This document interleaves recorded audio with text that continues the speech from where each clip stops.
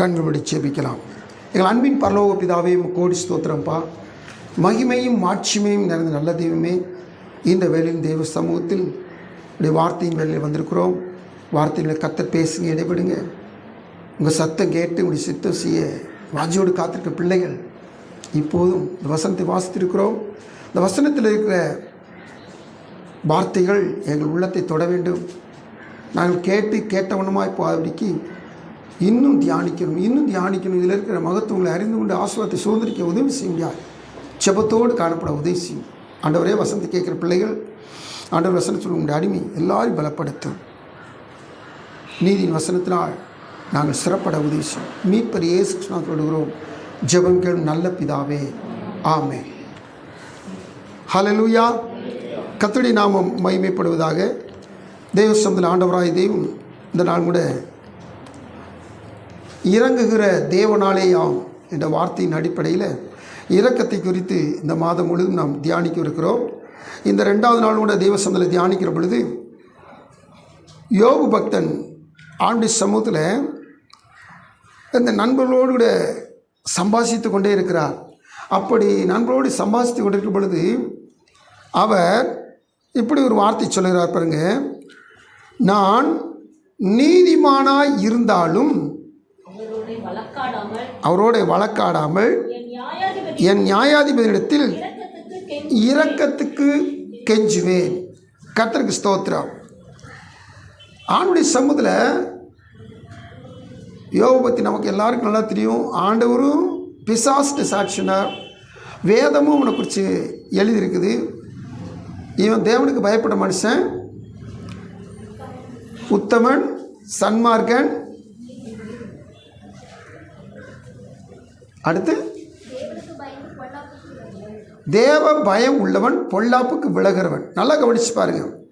நாம் தியானித்து வருகிற நமக்கு ஆண்டவர் கொடுத்த அந்த மாதத்தின் கீவேர்ஸ் ரோமர் 9:16. ஆனால் இன்றைக்கி 9:15 வாசிக்கிற பொழுது அந்த 9:15 ஆண்டவர் சொல்றாரு, அவர் மோசேயை நோக்கி, எவன் மேல் இரக்கமாயிருக்க சித்தமாயிருப்பேனோ அவன் மேல் இரக்கமாயிருப்பேன், எவன் மேல் உருக்கமாயிருக்க சித்தமாயிருப்பேனோ அவன் மேல் உருக்கமாயிருப்பேன் என்றார். ஆமென். இந்த இடத்துல அந்த வார்த்தையை பாருங்க. யாருக்கு ஆண்டவர் இறங்கணும்னு சொல்லி விரும்புகிறாரோ, சித்தம் கொள்கிறாரோ அவனுக்கு தான் இறங்குவார். அல்லேலூயா. நல்ல கவனிங்க. அவனுடைய விருப்பம் என்னதான்? எவனுக்கு இரக்கம் காண்பிக்க நினைக்கிறாரோ அவனுக்கு இரக்கம் காண்பிப்பார். அப்போது அவருக்கு இரக்கம் காண்பிக்க யார் மேலேயும் பிரியலாட்டா இரக்கத்தை காண்பிக்கவே மாட்டார். அப்போ இரக்கத்தை காண்பிக்கணும். அவர் சித்தம் கொண்டா தான் இரக்கத்தை காண்பிப்பார். அல்லேலூயா. தேவ சமூகத்தில் காத்திருக்க தேவ பிள்ளையிலே இந்த வார்த்தை கொஞ்சம் கடினமாக இருக்குது. கடினமானது போல் நமக்கு தோன்றும். நீங்கள் உள்ள நுழைஞ்சு தியானித்து பார்த்தா தெரியும். எனக்கு யார் மேலே விருப்பமோ அவங்களுக்கு தான் நான் இறக்க செய்வேன். அப்போ அவருக்கு விருப்பமாக நடந்துக்கிட்டால் கண்டிப்பாக இறக்க செய்வார். அப்படி நம்ம தியானித்து பார்க்கலாம். இன்னொரு வார்த்தை, இந்த வார்த்தை உள்ளே இருக்கிற ரகசியத்தை பாருங்கள். அவர் எவனுக்கு இறங்க சித்தமாக இருக்காரோ அவன் மேலே தான் இறங்குவார். ஆனால் இன்னைக்கு யோபு மூலம் நம்ம ஒரு வசனத்தை கண்டுபிடிச்சு, யோபு மூலம் ஒரு ரகசியத்தை கண்டுபிடிச்சு, அவர் என் மேலே இரக்கமே இல்லாமல் போனால் சரி, அவர் என் மேலே இரக்கம் வைக்கிறதுக்கு விருப்பமே இல்லாட்டால் சரி, ஆனால் நான் அவர்கிட்ட இரக்கத்தை பெற்றுக்கொள்ள முடியும். அதைத்தான் நம்ம தியானிக்க போகிறோம். கவனிக்கிறீங்களா? வேதத்தை கொஞ்சம் ஊன்றி வாசிக்கணும். அப்போ நமக்கு நல்ல விளைக்கணும்.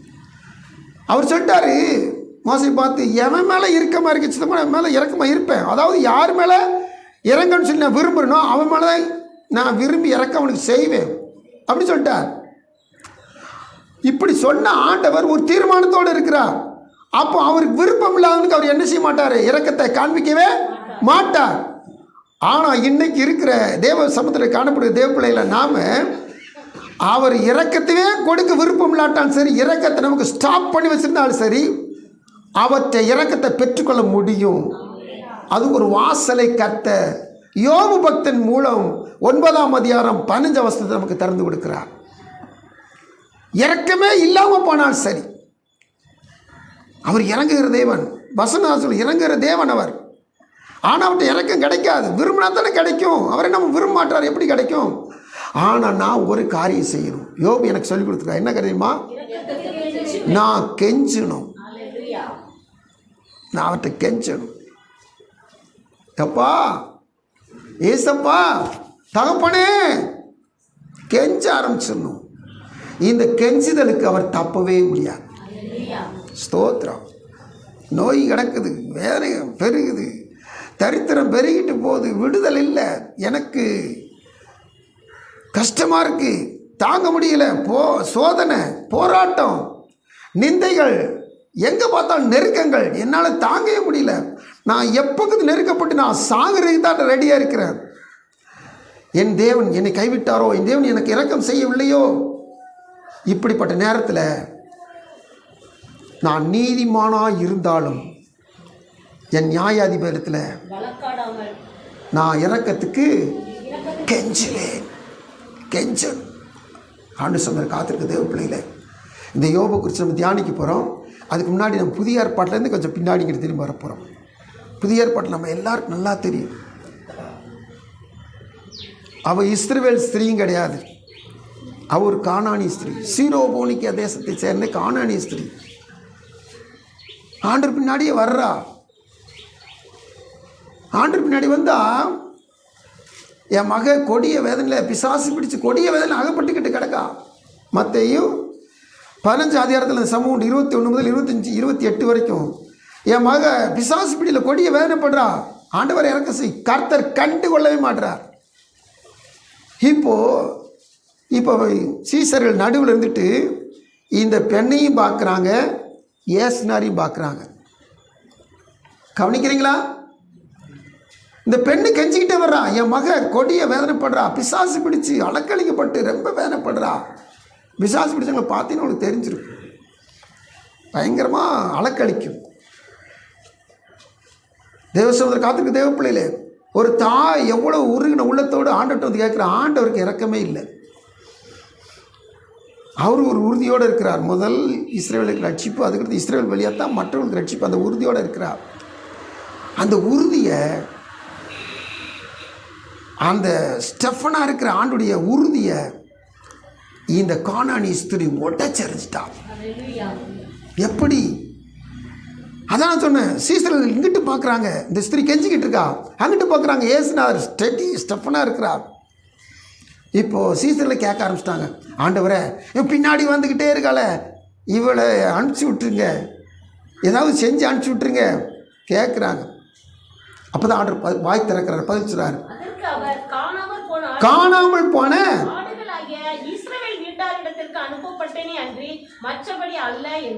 கர்த்தருக்கு ஸ்தோத்திரம். ஆண்டவர் உறுதியாக இருக்கிறார். இப்போ அவ பேசுறா, ஆண்டவர்கிட்ட பேசுறா, ஆண்டவர் பேசுறார். வாசிக்கலாமா?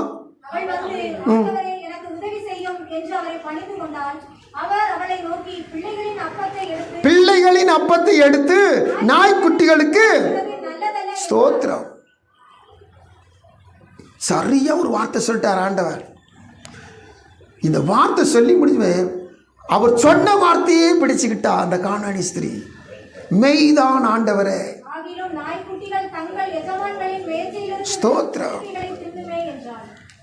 இங்க பாருங்க, நல்லா கவனிச்சு பாருங்க. இதெல்லாம் நம்ம திரும்பி திரும்பி தியானிக்கிற ஒரு வேத பகுதி தான். ஆனால் இன்னைக்கு இந்த யோபு சொல்லி கொடுத்த மூலம் இந்த ஸ்திரீயை நம்ம திரும்பவும் தியானிக்க வச்சிருக்கிறார் ஆண்டவர். என்னவா, எனக்கு இறக்கம் கிடைக்காமல் போனாட்டு பரவாயில்ல, ஆனால் யார் கொடுக்கலையோ அவற்றை நான் இறக்கத்தை பெற்றுக்கொள்வேன். அவர் சொன்ன வார்த்தையின்படியே நான் இறக்கத்தை பெற்றுக்கொள்வேன். என்னதான், பிள்ளைகளுக்கு தான் அப்போ ரைட்டு, நீங்கள் சொல்கிற ரைட்டு. ஆனால் பிள்ளைகள் சாப்பிட்டு கீழே ஓடுற துணிக்கைகள் யாருக்கு சொந்தம்? நாய்களுக்கும் நாய்க்குட்டிகளுக்கு சொந்தம். அதனால நான் நாய், என் மக குட்டி, அந்த குட்டிக்கு அந்த துணிக்கு கிடைச்சே ஆகணும். பிள்ளைகள் கீழே வந்த துணிக்கு எடுத்து சாப்பிட மாட்டாங்க. சிந்தின இலையில கிடக்கிறத யார் தான் சாப்பிடணும்? வெளியில் போட்டதை வீட்டில் இருக்க பிள்ளைங்க திரும்ப வந்து எடுத்துப்பாங்களா? இல்லவே இல்லை. வெளியில் போட்டதை யார் தான் சாப்பிட்டானும்? நாய்கள் தான் சாப்பிடும். நாய் குட்டிகளும் நாயும் சாப்பிட்டோம். உண்மையிலே ஆண்டவரை, நான் தான் நாய், என் பிள்ளை தான் நாய்க்குட்டி, அது எங்களுக்கு கிடைச்சே ஆகணும். உறுதியாக இருந்தா, கெஞ்சினா, தேவ சமூகத்தில் விடாப்பிடியாக இருந்தா ஆண்டவர் இப்போ அவளை பாராட்டுறார். ஸ்திரீயே, உன் விசுவாசம் பெரிது. அல்லேலூயா. எங்க இரக்கத்துக்கு கெஞ்சுறோமோ, எங்க ஜெபத்தில் விடாப்பிடியா கேட்கிறோமோ, அங்க விசுவாசம் நம்மகிட்ட பெருகுது. பாருங்க, நல்லா கவனிச்சுக்கணும். ஆண்டுடைய வாயிலிருந்து என்ன வருதோ அதை மட்டும் நீங்கள் உறுதியாக பிடிச்சிங்க. என்ன வந்தாலும் சரி, அதை உறுதியாக பிடிச்சிட்டிங்க, நீங்கள் பிழைச்சிங்க. அதை உறுதியாக பிடிச்சிட்டிங்க, நீங்கள் பெற்றுக்கொண்டீங்க. அதை உறுதியாக பிடிச்சிட்டிங்க, நீங்கள் சமாதானத்தோடு கூட புறப்பட்டு செல்வீங்க. நீங்கள் வெற்றி பெறுவீங்க, வாழ்வில் ஜெயம் பெறுவீங்க. அல்லேலூயா. தேவசனம் காத்திருக்க தேவ பிள்ளைகளே, அவருடைய வார்த்தை சொல்லுகிறது. யோபு பக்தன் சொல்கிறார், நியாயாதிபதியிடத்தில் நான் இரக்கத்துக்கு கெஞ்சுவேன். ஆண்டவரை இப்படி, ஆண்டவரை இப்படி இல்லை. நியாயாதிபதி போய் நியாயத்துக்காக போராட வேண்டாம், வழக்காட வேண்டாம். கொடுங்கப்பா, கொடுங்கப்பா, தாழ்மையா இறங்குங்கப்பா. ரொம்ப மனத்தாழ்மையா கெஞ்சி பாருங்களேன், கெஞ்சி பாருங்களேன், கிடைக்காமல் போவதே இல்லை. அல்லேலூயா. அந்த கெஞ்சுதல் ஒரு மனதுருக்கம் இருக்கணும். தேவ சமூகத்தில் இந்த பிள்ளைகளுடைய காரியங்கள் ரொம்ப நமக்கு ஒரு உதாரணம் தெரியுமா? ஒரு சாதாரண பொருளாக தான் இருக்கும்.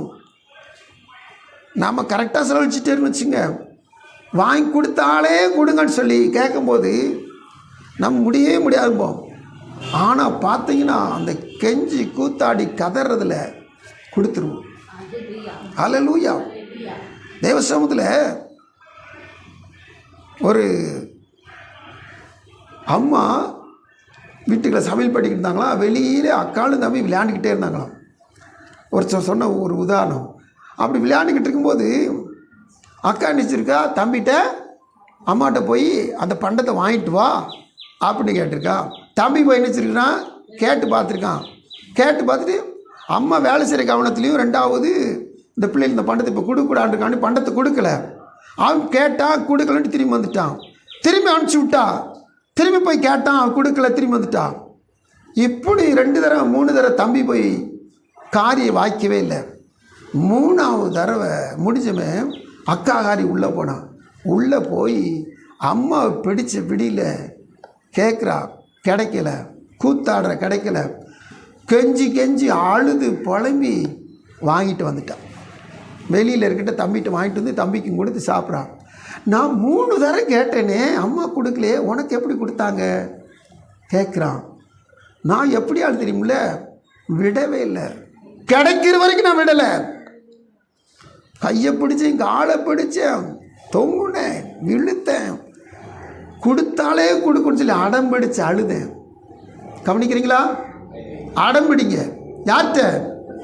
படைச்ச தேவன்ட்ட அடம் பிடிங்க. கொடுங்க ஆண்டவரே, என் தரித்திரம் மாறணும் ஆண்டவரே, என் கண்ணீர் மாறணும் ஆண்டவரே, என் வேதனை நீங்கள் ஆண்டவரே, என்னுடைய வியாகுலங்கள் மாறணும் ஆண்டவரே. நாளெல்லாம் பொழுதெல்லாம் நான் அழுதுகிட்டே இருக்கணுமா? நான் கண்ணீர் வடிச்சுக்கிட்டே இருக்கணுமா? என் ஜெபத்துக்கு பதில் வேண்டாமா? பெற்றுக்கொள்ளணும். எனக்கு கொடுங்க ஆண்டவரே. தேவசனம் மன்றாடுங்க. கர்த்தர் கொடுக்க வல்லவராக இருக்கிறார். கர்த்தர் கொடுக்க வல்லவராக இருக்கிறார். நான் என் நியாயாதிபதிட்ட இறக்கத்துக்காக நான் என்ன செய்வேன்? கெஞ்சுவேன். கெஞ்சுங்க, கூத்தாடுங்க, கண்டிப்பாக கர்த்தர் கொடுப்பா. 10ஆம் அதிகாரத்தில் வாசிக்கிறோம். வாழ்க்கையில் சுவிசேஷத்தில் 10ஆம் அதிகாரத்தில் வாசிக்கிறோம். தேவ சமூகத்தில் திமேயும் அடாப்ட் சில்ட்ரன், அதாவது சைல்டு, அவன் பார்திமே என்ன செய்யறான்? குருடன், பிறவி குருடன். ஆண்டுடைய சமூகத்தில் ஆண்டவர் ஊழியத்துக்கு போகிற வழியில் உட்கார்ந்துருக்கிறான். பார்த்தீங்கன்னா எல்லாரும் கூட்டம் கூட்டமாக போயிட்டு இருக்காங்க.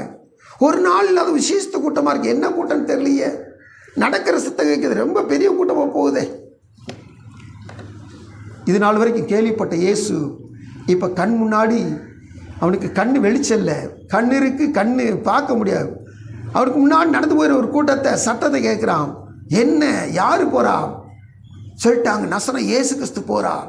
தாவீதின் குமாரன் போறார் சொல்லிட்டாங்க, சத்தம் போடுறான். ஆண்டுடைய சமூகத்தில் மார்க் 10:46 52 வரைக்கும் இந்த வசனங்களை வாசிக்க முடியுது. முதல்ல கூப்பிடுறான்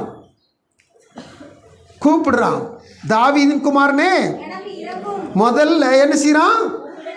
இறங்கும் சொல்லி என்ன செய்யறான்? 47 கூப்பிடுறான். ஆனால் ஆண்டு கூப்பிட்டுக்கிட்டு நினைச்சிட்டாரு இல்லை, கூப்பிட்டுக்கணும் ஆண்டு கடந்து போயிட்டார். இப்போ இருக்கிறவங்களை என்ன செய்றாங்க? உனக்கு கண்ணு தெரியாதவனுக்கு உனக்கு இயேசு தேவை? சும்மா கடை. கண்ணு தெரியாதவனுக்கு இயேசு தேவையா? தெரிஞ்சவனை காட்டு தெரியாதவங்களுக்கு தான் இயேசு அதிகமாக தேவை. அல்லேலூயா. அவங்களுக்கு தான் உதவி செய்யணும், அவங்களுக்கு தான் இறக்கம் செய்யணும். ஆனால் ஆண்டவர் கூட்டத்தில் கடந்து போயிட்டார். இப்போ கடந்து போன ஆண்டவர்கிட்ட அதற்ற ஒரு கூட்டம், தடுக்கிற ஒரு கூட்டம். ஆனாலும் 48 வாசிக்கிறோம், பேசாதிருக்கும்படி அநேகர் அவனை அதட்டினார்கள். தாவீதின் குமாரனே எனக்கு இறங்கும் என்று முன்னிலும் அதிகமாய் கூப்பிட்டான். இதாங்க கெஞ்சுதல். ஆண்டுடைய சமூகத்தில் நாமெல்லாம் டீசெண்டாக எங்கே இருக்கக்கூடாதுன்னா கர்த்தருடைய சமூகத்தில் இருக்கவே கூடாது. நான் கேட்டுட்டேன், கிடைக்கல. நான் ஜெபிச்சிட்டேன், கிடைக்கல. ஆண்டுடைய சமூகத்தில் இந்த படிக்கிற பிள்ளைகளுக்கு யாக்கோபு 1:5 திரும்பி சொல்லுவோம். சொல்லுங்க அப்பா.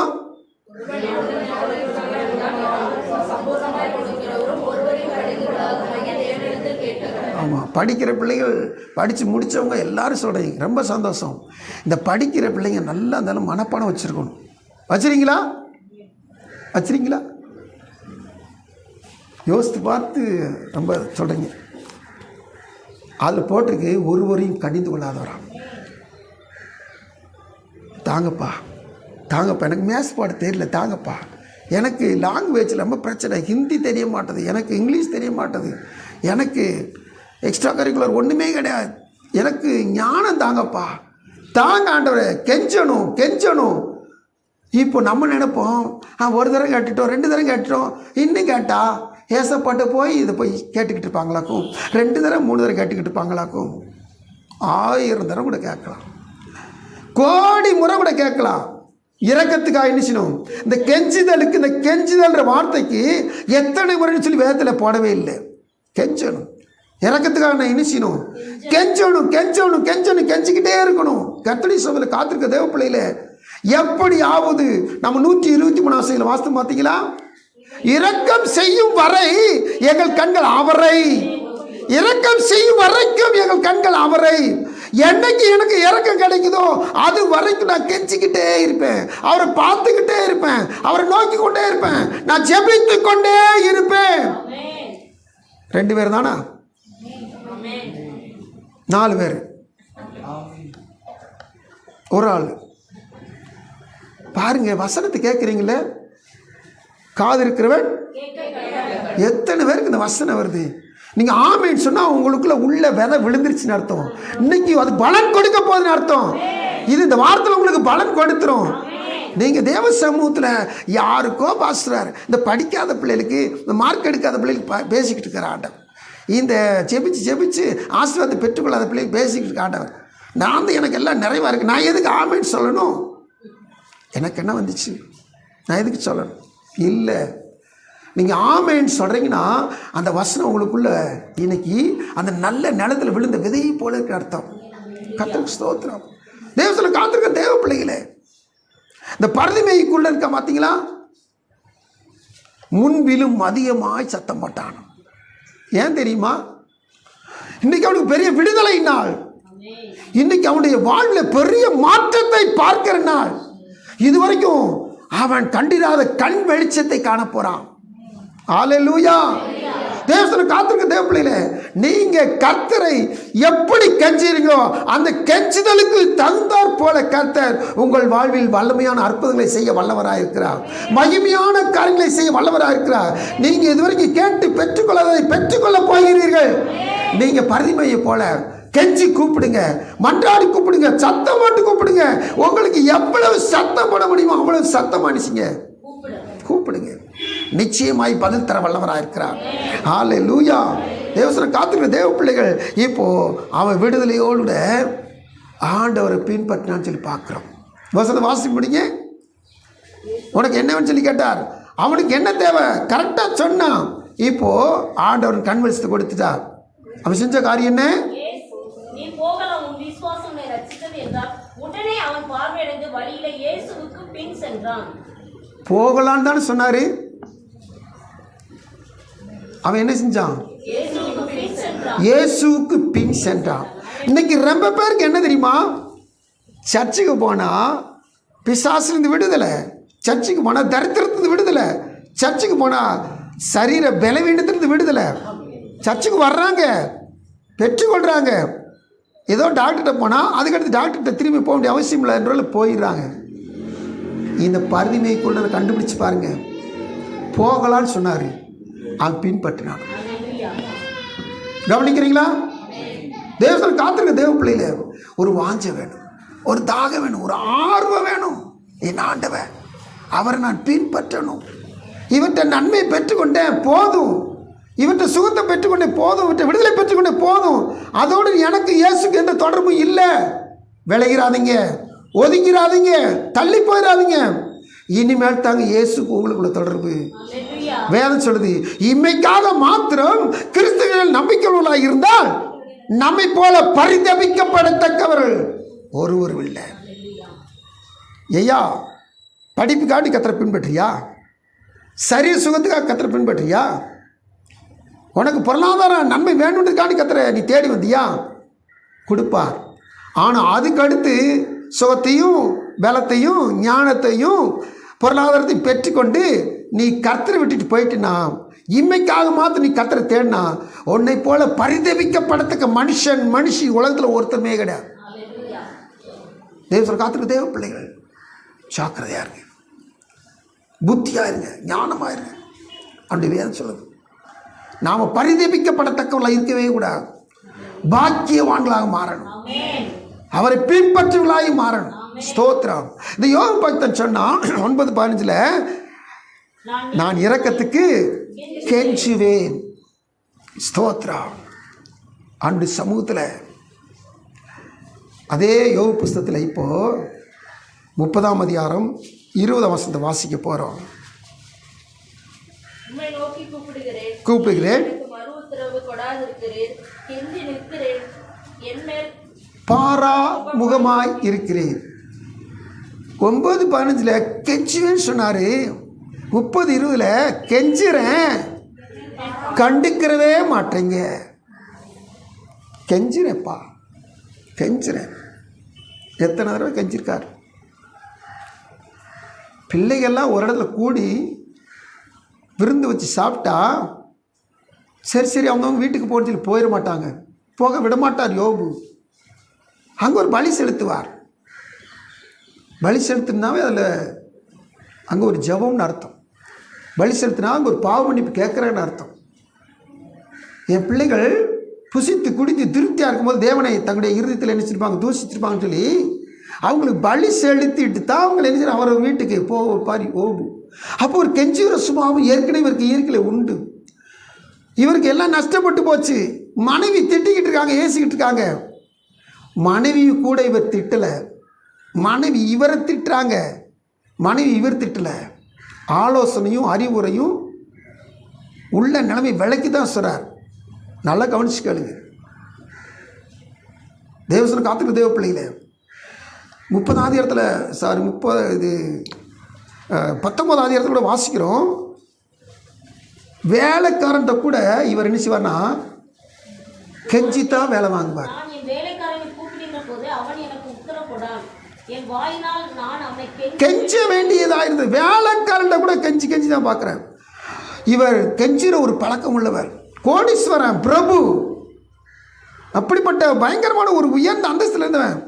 ஆனால் அவங்க தேவன்ட்டையும் கெஞ்சிருவேன். இவன் இல்லாமல் அப்படிப்பட்ட மனுஷன் இப்போது இரக்கத்துக்கு கெஞ்சின்னு சொன்ன மனுஷன் 30ஆம் அதிகாரம் 20ஆம் வசனம் சொல்கிறாரு, நான் கெஞ்சிற ஆண்டவரை நீங்கள் என்மேல் பாராமுகமாக இருக்க கண்டுக்கிறவே மாட்டீங்களா ஆண்டவரை, என்மேல் பாராமுகமாக இருக்கிறீங்களா ஆண்டவரை. ஆனாலும் யோபு சொன்னாலும் கெஞ்சுதலை மாத்திரம் விடவே இல்லை. திரும்ப திரும்ப திரும்ப திரும்ப ஆண்டுடைய சமூகத்தில் கெஞ்சுகிற பழக்கமுடைய யோபு 42 அதிகாரத்தில் தேவன் சகலத்தை செய்ய வல்லன்னு சொல்லி அறிக்கை செஞ்சுட்டான். இப்போ ஆண்டவர் இந்த நண்பர்கிட்ட பேசி முடிச்சிட்டார். பேசி முடிச்சுட்டு 10ஆம் வசனத்தில் யோபு செய்கிற காரியம் என்ன சொல்லி பாருங்க. சிநேகிதருக்காக வேண்டுதல் செய்தான். அது வேண்டுதல், இது ஒரு ஜெபம், இது ஒரு கெஞ்சுதல். இப்படி கெஞ்சினதுனால 10ஆம் வசனத்து பிற்பகுதியிலிருந்து அந்த அதிகாரம் முடிகிற வரைக்கும் 17ஆம் வசனம் வரைக்கும் பார்த்தீங்கன்னா யோபுக்கு இவன் கெஞ்சினதற்கான அனைத்து மன்றாட்டுகளுக்கும் பதில் 2 மடங்காய் கிடைக்க பெற்றான். ஹல்லேலூயா, ஹல்லேலூயா. தேவ சமூகத்தில் நான் நீதிமான், நான் எண்ணத்தை போட்டுட்டு இவர்கிட்ட கெஞ்சிக்கிட்டு இருக்கணும். நான் நீதிமான், இவர்கிட்ட போய் எண்ணத்தை கேட்டுக்கிட்டு இருக்கணும். நான் எண்ணத்தை விட்டு பெற்றுக்கொள்ளுக்கு என்ன இருக்குது?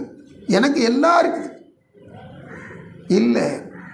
தேவ காத்துட்டு தேவ பிள்ளைகளே, நல்லா யோபை நம்ம வாழ்க்கையில் நல்லா கவனமாக முன் வச்சு பார்த்துக்கணும். கர்த்தரை எப்பொழுதும் நான் எனக்கு முன்பாக வைத்திருக்கிறேன், அவர் என் வலது பாகத்தில் இருக்கிறார். இதை நம்ம நினச்சிக்கிட்டே இருக்கிறோம். உண்மையிலே நல்லது, ரொம்ப நல்லது. யோபை நினச்சி பார்த்தீங்க, சொத்து 10 பிள்ளைகள் எல்லாம் இருந்துச்சு. ஆனால் டக்கு டக்கு டக்குன்னு 4 இடி விழுந்துச்சு, எல்லாமே நெஞ்சிருச்சு, நஷ்டப்பட்டு போச்சு. ஒன்றுக்கு மேலாம் போயிட்டு எல்லா சொத்தும் கடந்து போயிடுச்சு, எல்லா பிள்ளைகளும் கடந்து போயிடுச்சு. இது ஒரே நாள் நடக்க முடியும், ஒரே நாள் நடக்க முடியும். ஏன்னா மனசுக்குள்ளே நமக்கு ஒரு தைரியம் இருக்குது. சேனத்தில் எல்லாம் இருக்குதுல்ல, நல்லா தானே இருக்கேன், நான் எதுக்கு இந்த தேவனை தேடணும், நான் எதுக்கு இந்த தேவனை கனம் பண்ணணும், இப்படிலாம் கர்வம் சில நேரத்தில் இருக்கும். இன்னும் கூடவே கூடாது. தேவனுடைய பார்வையில் ஒரு நொடி போதும் எல்லாத்தையும் இலக்க பண்ண முடியும். அப்புறம் நண்பர்களை எழுப்பி விடுவார், அப்புறம் சொந்த பந்தங்களை எழுப்பி விடுவார். ஆளுக்கு ஒரு தங்க காசு கொடுத்தா போதும். இப்போ 2 மடங்கு அதிகரிச்சிருக்கும். இதையும் செய்ய முடியும், அதையும் செய்ய முடியும். ஜாக்கிரதையாக இருக்கும். தேவ சமுதிர காத்துக்கு தேவ பிள்ளையில இரக்கத்துக்கு கெஞ்சின யோபு, இறக்கவே இல்லை ஆண்டவரே, என்னை பாராமுகமாக பார்த்துக்கிட்டீங்களே, என்னை பார்க்கவே மாட்டீங்களான்னு சொன்ன யோபுக்கு ஆண்டவர் இறங்கி 2 மடங்கு கொடுத்தார். நமக்கு கொடுப்பாரா? நமக்கு கொடுப்பாரா? ஆமென், ஹல்லேலூயா. தேவசன காத்திருக்க தேவ பிள்ளைகளே, இந்த தேவன் நமக்கு இறங்கி நன்மை செய்கிறவர். நான் விரும்புகிறேன், நான் ஓடுறேன், ஆனால் அவர் இறங்கணும். இப்போ அவர் இறங்கிறதுக்கு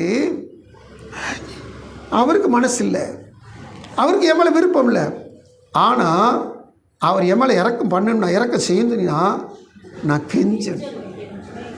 இப்போ கெஞ்சன்னு சொன்னீங்கன்னா எந்த ஒரு காரியத்துக்கு விடாப்பிடியாக ஜெபிச்சு அவருடைய சமத்தில் பெற்றுக்கொள்வதற்காக போராடி பிரயாசப்படணும். இதனால தான் ஒரு மனுஷனுடைய குடும்பம் ரட்சிக்கப்பட்டுச்சு. அந்த மனுஷனுடைய குடும்பம் பின்னிலைமை மோசமாயிட்டு, ஆனால் கூட அந்த குடும்பம் காப்பாற்றப்பட்டது. ஆதியாகமத்தின் புஸ்தகம் 19ஆம் அதிகாரம் 16ஆம் வசனம். தாமதித்துக் கொண்டிருக்கும் போது கர்த்தர் லோத்தின் மேல் வைத்த இரக்கத்தினாலே அவன் கையையும் அவன் மனைவியின் கையையும் அவன் 2 குமாரத்தின் கையையும் பிடித்து அவனை பட்டணத்துக்கு வெளியே கொண்டு போய் விட்டார்கள். கர்த்தருக்கு ஸ்தோத்திரம். இந்த வார்த்தை நல்லா கொஞ்சம் பாருங்க. கர்த்தர் லோத்தின் மேல், லோத்தின் போடுறாங்க, கர்த்தர் அவன் மேல் வைத்த இரக்கத்தினாலே. லோத்து யாரு? அதாவது ஆபிரகாமுக்கு அண்ணன் மகன். அது நல்லா தெரியும். லோத்து ஆண்டவர் அழைச்சாரா? லோத்து தெரிந்து கொண்டாரா? இல்லை. லோத்துக்கு எதுக்குங்க இறக்கம் வந்துச்சு? ஆபிரகாமுடைய மன்றாட்டு, ஆபிரகாமுடைய கெஞ்சுதல். ஏன்னா 18ஆவது பகுதிக்கு மேலே ஆபிரகாமுடைய மன்றாட்டு, கெஞ்சுதல் லோத்து குடும்பத்துக்காகவே தான் இருக்குது. யாரோ ஒருவர் ஜெபித்த ஜெபங்க நானும் நீங்களும் இன்னைக்கு தேவ சமூகத்தில் உட்கார்ந்துருக்கிறோம். எனக்காக யாரோ வடித்த கண்ணீருங்க. நான் ரட்சிக்கப்பட்ட தேவனுடைய ஊழியக்காரனா இருக்கிறேன். எங்கெங்கோ யாரெல்லாம் எனக்காக அழுது கண்ணீர் வடிச்சிருக்கிறாங்க. அந்த கண்ணீர் இன்னைக்கு நம்மை ஒவ்வொரு தேவனுடைய சமூகத்தில் தேவ பிள்ளைகளாக வைத்திருக்குது. நான் நினைக்கிறேன், அந்த சிஸ்டர் கூப்பிட்டாங்க வந்தேன், அந்த பிரதர் கூப்பிட்டாங்க வந்தேன். தேவசூர் காத்திருக்கிறத அருமையான தேவப்பிள்ளை குடும்பம் ஒரு நாளில் ஸ்தோத்திர கொடுத்தட வந்தாங்க. அன்னைக்கு வந்து ஆணுடைய சந்தில் ஸ்தோத்திர கொடுத்தட ஜெபம் பண்ணிட்டு ஆணுடைய ஆலயத்துக்கு வந்தவங்க இன்னைக்கு பாருங்க ஊழியக்கார குடும்பம் கத்தர் மாற்றிச்சு. அல்லேலூயா. தேவனுடைய சொல்ல காத்திருக்கிற தேவ பிள்ளைகளே, யாரோ ஒருத்தங்க அழைச்சாங்க. இதெல்லாம் கத்தர் முன்குறிச்சது. நீங்கள் ஒரு ஆக்சிடென்ட் நினைக்காதீங்க, திடீர்னு நடந்த சம்பவம் நினைக்க இல்லவே இல்லை. தேவன் முன்குறித்தார். உங்களுக்காக எத்தனையோ பரிசுத்தவான்கள் வடித்த கண்ணீர். எல்லாரும் சொல்லுவாங்க, இன்னைக்கு பால் யாங்கிச்சோ டேவிட் யாங்கிச்சோ ஆகிட்டாரு. அந்த பால் யாங்கிச்சோ அவருக்கு பெரிய திருச்சை, உலகத்தில் பெரிய திருச்சைன்னு சொல்லுவாங்க. அவர் செஞ்ச ஊழியத்தினால கிடச்சின்னு சொல்லுவாங்க. எல்லாரும் கேட்டுங்க, அது இல்லவே இல்லை. அந்த தேசத்தின் பெரிய எழுப்புதலுக்காக எத்தனையோ பரிசுத்தவான்கள் வடித்த கண்ணீர், அழுத அழுகை, அங்கு சிந்தப்பட்ட கண்ணீரின் பலன் தான் அவருடைய திருச்சபை உலகத்தில் பெரிய திருச்சபை மாறி. ஆமென், ஹல்லேலூயா. தேவசமுத்திர காத்திருக்க தேவ பிள்ளைகளே, இன்னைக்கு ஒரு பெரிய திருச்சபை இருக்குனீங்கன்னா அதுக்கு காரணம் என்னன்னு சொல்லிக்கிறீங்கன்னா, அதற்காக ஜெபித்த ஜெபம் வீண் போகாமல் பலன் கிடைத்த அந்த மகிமை. நாம் நினைக்கிறோம் இவர் ஒருத்தரா ஓடி ஓடி சம்பாதிச்சிட்டார். இல்லை, எத்தனையோ பேர் வடித்த கண்ணீர் அவங்களை கொண்டு வச்சது. இந்த யோபுக்கு கிடைச்ச இரக்கம் ஆபிரகாம் தேவனுடைய சமூகத்தில் மாறி மாறி மாறி ஜெபிப்பான். ஆண்டு சரின்றாரு, திரும்பி ஜெபிப்பான், சரிப்பான்றார். ஒவ்வொரு தரையும் 50 நீதிமான் இருந்தா நீங்கள் அந்த 50 நீதிமான் நிமித்தமா நீங்கள் அதை காப்பாற்றுவீங்களா? இல்லாட்டி சோதம் குமரா அந்த 5 நீங்கள் அழிச்சு போட்டுருவீங்களா? ஆண்டு சொல்லிட்டாரு, ஆபிரகாம் உனக்காண்டி 50 நீதிமான் இருந்தா நான் அழிக்கவே மாட்டேப்பா. இப்போ கெஞ்சுறான், 5 பேர் குறைஞ்சிருப்பாங்க ஆண்டவரே, 45 பேர் இருந்தா அழிக்க மாட்டேன் ஆண்டவரே. அழிக்க மாட்டீங்களா ஆண்டவரே? 45 பேர் அழிக்க மாட்டேன். 40 பேர் இருந்தா, 30 பேர் இருந்தா கெஞ்சிறான். 20 பேர் இருந்தா அடுத்து கெஞ்சிறான். ஆண்டவரே என்ன ஒரே ஒரு விஷயம் கெஞ்சிக்கிறேன். 10 பேர் இருந்தாங்க வச்சுங்க, இவ்வளோ பெரிய ஊரில் 10 பேராவது இருக்க மாட்டாங்களா? 10 பேர் தான் ஒருவேளை அழிச்சிருவீங்களா ஆண்டவரே? ஆபிரகாமுடைய எண்ணம் என்னது? ஆபிரகாமுடைய எண்ணம் என்னது? இல்லை, உண்மைதான் அது. எப்படியாவது லோத்து கொஞ்சம் பேரை ஆயத்தம் பண்ணி வச்சுருப்பான். எப்படி? இந்த ஆபிரகாமுக்கு ஒரு வேலைக்காரர் இருந்தார். அவர் வேலைக்காரு 24ஆம் அதிகாரத்தில் பெண்ணு பார்க்க போகிறார். அவர் பேர் எலேசன் சொல்கிறாங்க, எனக்கு பேர் பதிவு செய்யப்படலை. எலேசன் சொல்கிறாங்க. பெண்ணு பார்க்க போகிறார். ஆபிரகாம் யாரு? தேவ மனுஷன். வேலைக்காரன் யாரு? தேவனுக்கு தெரியாத மனுஷன். ஆனால் அந்த தேவனுக்கு தெரியாத மனுஷன் பெண்ணு பார்க்க போகிற இடத்துல ஜெபம் பண்ணுறான். யார் ஜெபம் பண்ணுறா? வேலைக்காரன் ஜெபம் பண்ணுறான். கர்த்தருக்கு ஸ்தோத்திரம் செலுத்துறான். அதுக்கடுத்து காரியங்களை வாய்க்க பண்ணுமே அவன் பணிந்து கொண்டான்னு போட்டிருக்குது. 24 பெரிய அதை வாசிக்க முடியாது. இப்போ பணிந்து கொண்டான்னு போட்டிருக்கு. இதெல்லாம் எப்படிங்க இவன் பணிந்து கொண்டான் ஸ்தோத்திரம் செலுத்தினா கர்த்தரை வணங்கினான்னு சொல்லி போட்டுருக்கு? எப்படிங்க? ஆபிரகாமுடைய வாசனை நற்கந்தம் வேலைக்காரன்ட்ட வீசிச்சுங்க. அல்லேலூயா. இன்னைக்கு நீங்கள் நல்ல வசதி படிச்சோம்னா நீங்கள் வேலைக்காரர்கள் வீட்டுக்கு வைக்கிற பொழுது உங்கள் நற்கந்தம் வாசனை அந்த வேலைக்காரங்கள்ட்டையும் வீசணும். அவங்க இந்துக்காரங்களை அவங்க அந்நியர்களாக தெரியாதவங்களா இருந்தாலும் உங்கள்கிட்ட வந்ததுனால அவங்க ஆண்டரை தெரிஞ்சுக்கிறணும். உங்கள் பக்கத்து வீட்டுக்காரங்க தெரியாதவங்க இருந்தாலும் உங்கள்கிட்ட வந்ததுனால உங்களோட பக்கத்து வீட்டுக்காரங்க இருக்கிறதுனால அவங்க ஆண்டரை தெரிஞ்சுக்கணும். உங்கள் நற்கந்தம் அவங்களுக்குள்ள வீசணும். இந்த ஆபிரகாமுடைய நற்கந்தம் வேலைக்காரனுக்கு வீசினால பெண்ணு பார்க்க போகிறான். அவன் ஆண்டவர்கிட்ட ஜெபம் பண்ணுறான், ஆண்டரை பணிந்து கொள்கிறான். திரும்பமா அவங்கள்ட்ட பேசுகிறாங்க. பேசும்போது பார்த்தீங்கன்னா சம்பந்தக்கார்ட்ட பேசுகிறான். அதாவது லாபான் வீட்டில் பேசுகிறான். லாபான் ஓடி வந்து கர்த்தர் ஆசிக்கப்பட்டு சொல்லி கர்த்தரை பற்றி பேசுகிறான். ஏன்னா இந்த வேலைக்கார வாசனை எங்கும் பரவுது. ஆபிரகாம் வாசம். இப்போ ஆபிரகாம் தன்னை போல பிறரை நேசிக்கிறவன் இந்த லோத்துக்காண்டி அவன் நினச்சி பார்த்துருக்கான். லோத்து ஒரு 10 பேரனாச்சும் நினச்சிருப்பான். லோத்து நம்ம கூட இருந்தனால எப்படி நல்லா நடத்தியிருப்பான். 10 நீதிமானாச்சும் இருப்பாங்க. அவன் 10 பேர் நிற்குமா, அந்த பட்டணம் அழிக்கப்படாமல் காக்கப்பட்டுரும். கெஞ்சிக்கிட்டே இருக்கிறான். தேவ சமூகத்தில் ஆண்டவர் காப்பாற்றப்பட சிலரை முன்குறித்தார். ஆனால் அழிவு அது நிச்சயமாயிட்டு. ஒரு கேள்வி கேட்பேன், வீட்டில் அந்த கேள்வி கேட்டேன், உங்கள்கிட்ட இந்த கேள்வி கேட்குறேன். ஆண்டவர் சோதோம் கொண்டு எத்தனை பேரை காப்பாற்ற தீர்மானித்தார்? ஆனால் எத்தனை பேர் காப்பாற்றப்பட்டார்கள்? சீக்கிரம், எத்தனை பேரை காப்பாற்ற ஆண்டவர் தீர்மானித்திருந்தார்? எத்தனை பேர் காப்பாற்றப்பட்டார்கள்?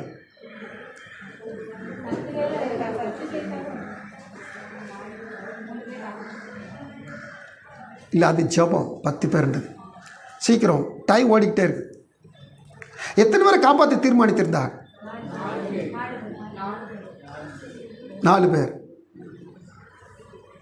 இன்னும் சொல்லுங்க அப்போ, எத்தனை பேர் தீர்மானித்திருந்தார் காப்பாற்ற சொல்லி? 6 பேர். யார் சொல்றது? 6 பேர். 6 பேர். யார் யாரு? வெரி குட், வெரி கை தட்டுங்க அப்போ. Very good. தேவனுடைய சொல்ல காத்திருக்க தேவையில்ல, வேதத்தை அப்படி தான் வாசி தியானிக்கணும். 6 பேர் ஆண்டவர் நினைச்சிருக்கிறாரு. ஏன்னா தூதன் சொல்றாரு, இன்னும் உங்களுக்கு யாராவது இருந்தா, சொந்தக்காரன் வந்தக்காரன் எவனா இருந்தா நினைச்சி கூப்பிட்டுட்டு வந்து ஊரை விட்டு ஓடி போயிருங்க. இந்த பட்டணத்தை ஆண்டு அழிக்க போறார். லோத்து போய் நினைச்சிட்டாரு, மகள்களுக்கு நியமிக்கப்பட்டிருந்த பெண்ணு பார்த்து வச்சு 2 மருமகன்ட்டு போய் சொல்றாரு. மருமகனும் காப்பாற்றப்பட வேண்டிய சூழ்நிலை வந்துச்சு. ஆனால் மருமகன் நினைச்சிட்டாங்க, மாமாக்கு ஏதோ ஆயிட்டுடா, ஏதோ பேசுகிறாரு, இந்த பட்டணம் அழிக்கப்பட போகுதான், இந்த பட்டணத்தை அழிய போகுதான், பரியாசம் பண்ணி விட்டானு. சரி, அப்போ இப்போ எத்தனை பேர் காப்பாற்றப்பட்டாங்க? 4 இல் 3. 4 இல் 3. ஹல்லேலூயா. ஏன்னு சொன்னால் பகுதியிலே யாரும் ஆயிட்டாங்க, அவுட் ஆகிட்டாங்க. உப்பு துணாய் அவங்களும் அவுட் ஆகிட்டாங்க. அப்போ இப்போ கணக்கு சொல்லுங்கள், பதில் சொல்லுங்கள். காப்பாற்றப்பட தீர்மானித்திருந்தவர்கள் 6 பேர், 3 பேர். ஹல்லேலூயா, ஸ்தோத்திரம். 2 பேர் மாவரித்து கொண்டிருப்பாங்க. ஸ்தோத்திரம். ஜாக்கிரதை, உன்னத செஞ்சப்பட்டில் பகுதி போய் பகுதி இருக்கக்கூடாது. ஹல்லேலூயா. பகுதி பேருக்கு இறக்கமே இல்லாட்டல் வச்சுக்க. இன்னைக்கு அதான் பிரசங்கம், இன்னைக்கு அதான் வார்த்தை. இறக்கத்துக்கு கெஞ்சுங்க. ஆண்டவரே, நான் உண்மையிலே தகுதி இல்லாத ஆண்டவரே, இறக்க வேணும்ப்பா, இறக்க செய்யுங்கப்பா. இரக்கம் செய்யும் வரை எங்கள் கண்கள் உம்மைத்தான் நோக்கி கொண்டிருக்கும். ஆமென். ஹல்லேலூயா. தேவசனம் காத்திருக்கிற தேவ பிள்ளைகளே, இதனால் கற்றுக்கொள்கிற நல்ல காரியங்கள் நல்லா கவனிச்சு கேளுங்க. இந்த ஆபிரகாம் கெஞ்சி கெஞ்சி கெஞ்சி கெஞ்சி எப்படியாவது 10 பேர் தான் பட்டணம் காக்கணும்னு பார்த்தான். 10 பேர் கிடையாது. சரி, ஆபிரகாம் கெஞ்சதுக்குள்ள ஒரு உள்நோக்கம் இருந்துச்சு, லோத்து குடும்பம் காக்கப்பட சொல்லி.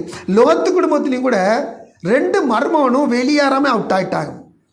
ஒரு மனைவி வெளியேறி வந்துட்டு இச்சையினால சொத்து பத்து போகுதே, என்ன நிலைமையில் இருக்குதோ தெரியல, திரும்பி பார்த்த மாத்திரல உப்பாயிட்டாங்க. அதுக்கடுத்து இந்த 3 போய் இந்த 3 தாறுமாறாக போச்சு.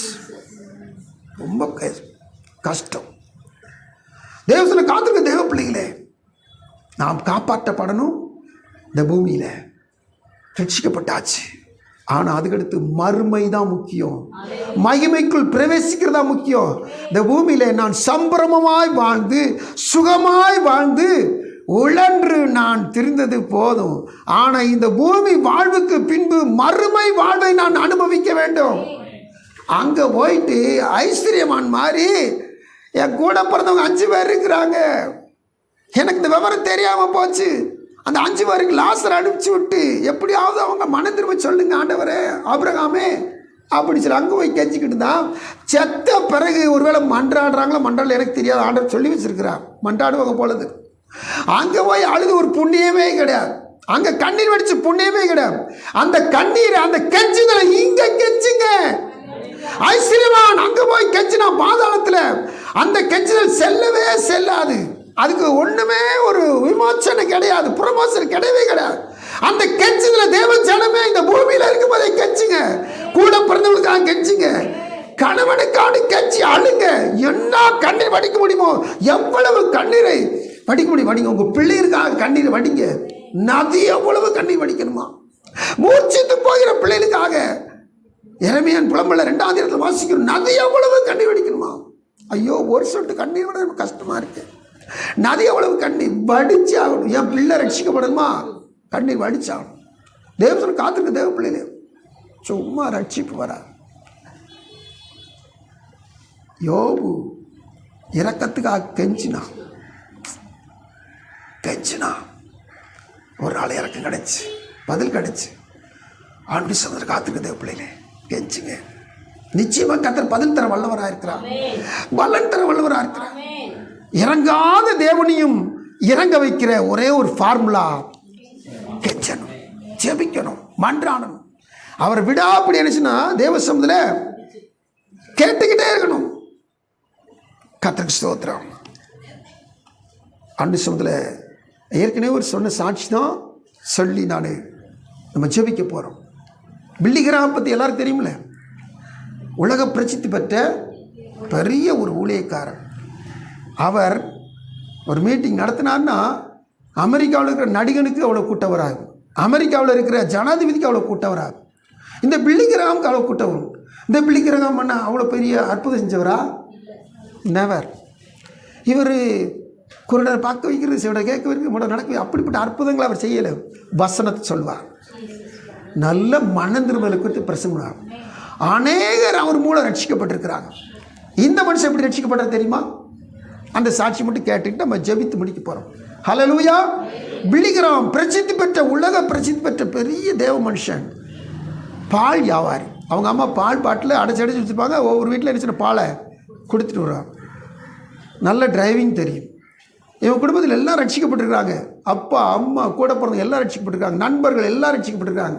ஆனால் அது பில்லி கிராம் மாத்திரம் வேண்டாம்ப்பா, இயேசு வேண்டாம், ஒன்றும் வேண்டாம், நிம்மதியாக நம்ம வயசாக இருந்துட்டு போக வேண்டியது. எதுக்கு போய் பாட்டு பாடணும், ஜெபம் பண்ணணும், பைபிள் வாசிக்கணும், இதை அதை வாசின்னு சொல்லுவாங்க.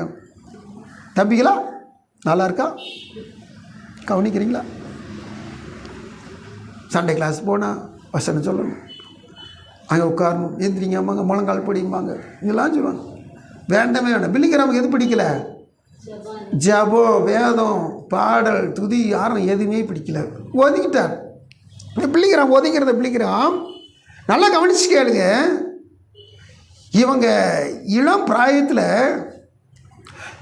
இவங்க நண்பர்களாம் சேர்ந்து ஜெபிக்க ஆரம்பித்தாங்க. இவங்க தகப்பனும் தாய் ஜெபிக்க ஆரம்பித்தாங்க. ஒன்றும் நடக்கலை. இந்த அமெரிக்க தேசத்தில் அடிக்கடி கன்வென்ஷன், மாதக்கணக்கில் கன்வென்ஷன் வைப்பாங்களாம். 15 நாள், 20 நாள், 30 நாளும் கன்வென்ஷன் தொடர்ந்து நடக்குமா. அப்போது நண்பர்களாம் வந்து பில்லி கிராமோட அம்மாட்ட சொன்னாங்களாம், அம்மா, இந்த கன்வென்ஷனில் எப்படியாவது பில்லி கிராம் கொண்டு போய் ரட்சிப்புகளை நடத்திடணும், நல்லா ஜெபம் பண்ணுங்க, நாங்களும் ஜெபம் பண்ணிக்கிட்டு இருக்கிறோம். எப்படிப்பா அவன் வந்தால் தானே ரட்சிக்கப்படுவான், வரமாட்டானே. எங்கள் ஒரு ஐடியா வச்சுருக்கோமா, அவனை நம்ம போகிற வேன் டிரைவராக போட்டுருங்க, அவன் நல்ல வேன் ஓட்டுவான். அவங்க அப்பா விட மாட்டார, அவன் சின்ன பையன், வாலி பையன் சொல்லி விட மாட்டார. இந்த விட்ட நாங்கள் கெஞ்சிரோம், நீங்களுக்கு சொல்லுங்கள், அப்பாட்ட சொல்லுங்கள், எப்படியாவது வேனை ஓட்டட்டும், அவன் எப்படியாவது ஒரு இடத்துல வந்து ரட்சிக்கப்பட்டுருவாமா. எல்லாரும் அவங்க அப்பாட்ட போய் கேட்டாங்க. சரி, அவன் இந்த வட்டம் வேணாவன் ட்ரைவ் பண்ணிட்டுட்டாங்க.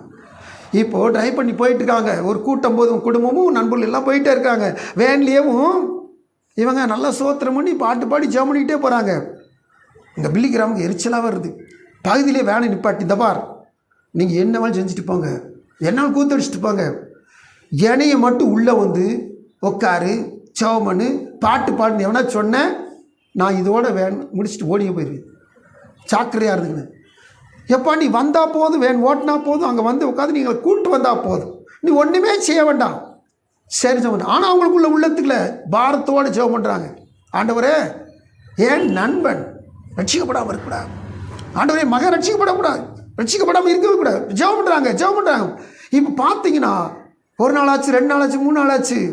இப்போது இவருக்கு பார்த்தீங்கன்னா வேறு சிந்தையில் இருந்தவருக்கு ஒரு பாட்டு அவரை கவர்ந்து எழுதிருச்சு. அந்த பாட்டு பார்த்தோன்னா இவருக்கே பாடுறது மாதிரி இருந்திருக்கு. பார்த்தா இவர் இருந்த இடத்துலேருந்து வெளியே வந்து அந்த டென்ட்டுக்குள்ளே கன்வென்ஷன் நடக்குது. டென்ட்டுடைய திரையை திறந்து பார்த்தா அவர் பிரசங்கம் பண்ண தொடங்கிட்டார். பிரசங்கம் பண்ண தொடங்கிட்டு இந்த பில்லிகிராமுக்கு நிறைய வார்த்தை வருது. உன்னையத்தான் கத்த தேடுறா, நீ தான் அந்த மனுஷன், நீ தான் எனக்கு வேணும், உன்னைய கொண்டு தான் நான் செய்ய போகிறேன். தேவ சமூகத்தில் அந்த மனுஷன் என்ன, இந்த ஆள் என்னை பார்த்தே பாடின மாதிரி இருந்துச்சு, இந்த ஆள் என்னை பார்த்தே இப்போ பேசுகிற மாதிரி இருக்குது அப்படி சின்னச்சுன்னா கூட்டத்தில் உட்காந்துட்டா ஒரு பெரிய மாற்றத்தை உண்டு பண்ண, நான் உன்னைத்தான் பயன்படுத்த போகிறேன்.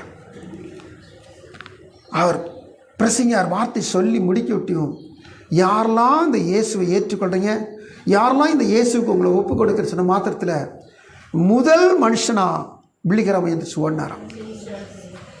ஹல்லேலூயா. நண்பர்கள், தாய் தகப்பன், உறவுகள், ரட்சிக்கப்பட்டவர்கள் ஜெபித்த ஜெபம், கடினமான ஒரு இருதயம் இன்னைக்கு தேவனுடைய சமூகத்தில் ஒப்பு கொடுத்து தன்னை ஊழியத்துக்கு அர்ப்பணித்தார். ஹல்லேலூயா. இந்த மனுஷன் வேகமாக ஓடி அர்ப்பணித்து தேவ சமூகத்தில் அன்னைக்கு இருந்து பாருங்க, ஜெபத்துக்கு நேரம், வேதத்துக்கு நேரம், துதிக்கிறதுக்கு நேரம், ஆலயத்துக்கு நேரம், ஊழியம் செய்யறதுக்கு நேரம், இதுதான் அதிகமாக அவருக்கு நேரம். அவருடைய வாழ்க்கையே அதிகமாக கர்த்தருடைய சமூகத்தில். இவர் தாங்க யூத் ஃபார் கிரைஸ்ட் முத ஒரு பெரிய ஸ்தாபனத்தை உருவாக்கினார். நான் ஸ்தாபனத்துக்கு ஒரு தான் தலைவரானார். ஹல்லேலூயா. உலகம் முழுக்க அநேக வாலிபர்கள் ரட்சிக்கப்படுகிறது பில்லிகிராம் காரணமானார். கர்த்தர் பயன்படுத்தினார். ஹல்லேலூயா, ஹல்லேலூயா. கர்த்தருக்கு ஸ்தோத்திரம். இந்த பில்லிகிராம் ஊழியத்துக்கு வந்த பிற்பாடு ஒரு நாள் கார் ஓட்டி போயிருக்கிறார். அமெரிக்க தேசத்தில் இன்றைக்கி நம்ம இந்தியாவிலையும் இப்படி சட்டங்கள் NH7 பார்த்தீங்கன்னா, நீங்கள் காரில் போனீங்கன்னா உங்கள் கார் என்ன வேகத்தில் போனது மேலே டிஜிட்டல் காமிக்கும். நீங்கள் 100 போனீங்கன்னா 100ன்னு காமிக்கும், 110 போனீங்கன்னா 110 காமிக்கும். அது என்ன சொன்னீங்கன்னா அது பதிஞ்சு வச்சிரும். நீங்கள் அந்த காரை ஒரு நாளைக்கு விற்க போகிறீங்க, வாங்க போனால் அன்னைக்கு அந்த பதிவெல்லாம் சேர்த்து அன்றைக்கி ஃபைனை ஒட்டு மொத்தம் ஃபைன் போடுவாங்க. RTO ஆஃபீஸில் ஃபைன் போடுவாங்க. நல்லா கவனிச்சு கேளுங்க. நீங்கள் ஏதாவது ஒருத்தர் ட்ரைவ் பண்ணும்போது உங்கள் டிரைவிங் இந்த நம்பரை காமிச்சிச்சுன்னா நீங்கள் கவனமாக ட்ரைவ் பண்ணிங்க. கர்த்தருக்கு ஸ்தோத்திரம். சரி, இது அமெரிக்க தேசத்தில் இது பில்லிகிராம் இளைஞனாக இருக்கிற காலத்துலேயும் இந்த சட்டம் இருக்குது. அப்போ பில்லிகிராம் குறித்த வேகத்தில் போன ஒரு ஊழியத்தின் நிமித்தமாக குறித்த வேகத்தையும் தாண்டி போயிட்டார்.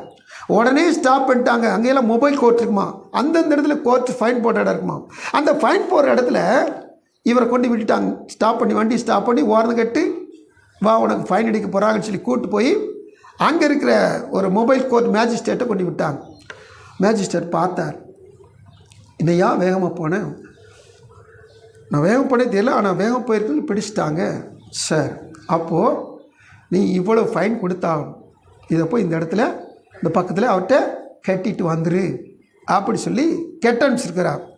அப்போது இவர் நினச்சிட்டான்னா ஃபைன் கட்ட அடுத்த இதில் போய் கெட்ட போயிருக்காங்க. அவர் பில்லெல்லாம் போட்டு கையில் கொடுத்துட்டு காசு கொடுத்தா காசு வேணான்ட்டார். என்னன்னு சொல்லி கேட்டிங்கன்னா, உங்கள் காசை பே பண்ணிட்டாங்க, கொடுத்துட்டாங்க அப்படின்னா. யார் கொடுத்தது? இப்போ நீங்கள் கொஞ்ச நேரத்துக்கு முன்னாடி சந்திச்சிங்களா ஒரு மேஜிஸ்ட்ரேட், ஒரு ஜட்ஜு, அந்த ஜட்ஜு கொடுத்துட்டாரு அப்படின்னு சொல்லியிருக்காங்க. அவர் கொடுத்துட்டாரா? என்ன காரணம்? அவர்கிட்ட போய் கேட்டுங்க அப்படின்னா திரும்பி பில்லிகிராம் அந்த ஜட்ஜிட்ட வரார். நான் தவறாக கார் ஓட்டிட்டு அதுக்கு ஃபைன் கட்ட போனேன், ஃபைன் வேணான்ட்டு பில் கொடுத்தாங்க, நீங்கள் கட்டிட்டீங்களாமே. என்ன சொன்னால், பில்லிகிராம் என் வாழ்க்கையில் நடக்கக்கூடாத ஒரு அற்புதம் நடந்துச்சு. நான் அந்த மேஜிஸ்ட்ரேட், நான் ஜட்ஜாக இருக்கிறேன், இந்த வேலையே வேண்டாம், என் மகன் நிமித்தமாக அவமானம் தாங்க முடியல, இளைஞனாக இருந்துட்டு அவன் செய்கிற குசும்பு சேட்டை அக்கிரமம் தாங்க முடியல, அவனுக்கு இந்த வேலையே வேணான்னு சொல்லி எழுதி கொடுத்துட்டு வேறு ஏதாவது ஊருக்கு போயிடலாம், வேறு தெரியாத இடத்துக்கு போயிடலாம் அவன் நிமித்தமா அப்படி சொல்லி அவமானம் தாங்க முடியாமல் இருந்தேன். ஆனால் ஒரு நாளில் பில்லிகிராம் ஒரு மீட்டிங்கில் என் மகன் வந்து ரட்சிக்கப்பட்டா, அவன் வாழ்க்கையே மாறிட்டு இப்போ அவன் நண்பர்கள் எல்லாம் அவனை பார்த்து ஆச்சரியப்படுறாங்க. அவன் ஜெபத்தில் நேரத்தை செலவழிக்கிறான், வேத வாசிப்பில் நேரத்தை செலவழிக்கிறான், அவன் வாழ்க்கை மாறிட்டு பில்லிகிராம். அல்லேலூயா. சாட்சி, தேவ சமூக சாட்சி. நானும் நீங்களும் வாழ்க்கை மாற்றிருக்கிறோமா? வாழ்க்கை மாற்றிருக்கிறோமா? மாற்றணும்.